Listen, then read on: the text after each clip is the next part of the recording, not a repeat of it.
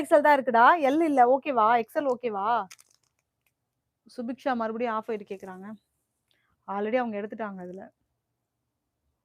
Online online job எனக்கு சொல்ல மறந்துட்டேன். ஆமாப்பா. நேத்து தான் வந்து எனக்கு எங்கப்பா அந்த ஃபோன் எங்க இன்னொரு ஃபோனு? இங்க பாருங்க.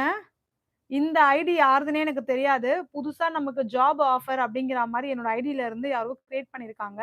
ஃபுல்லா என்னோட ஃபோட்டோ தான் போட்டுருக்காங்க. ஸோ நேத்து தான் யுவரன் அக்கா எனக்கு அனுப்பிச்சு வச்சாங்க. நான் அத சொல்லணும்னு நெனச்சேன். மறந்தே போயிட்டேன். இங்க பாருங்க யுவரன் அக்கா நேத்து எனக்கு அனுப்பிச்சு வச்சாங்க. இங்க பாருடி அப்படின்னு சொல்லிட்டு. ஸோ நான் உங்களுக்கு அத ஷோ பண்றேன் பாருங்க பேக்ல.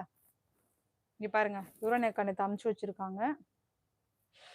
இது என்னோட ஐடி கிடையாது.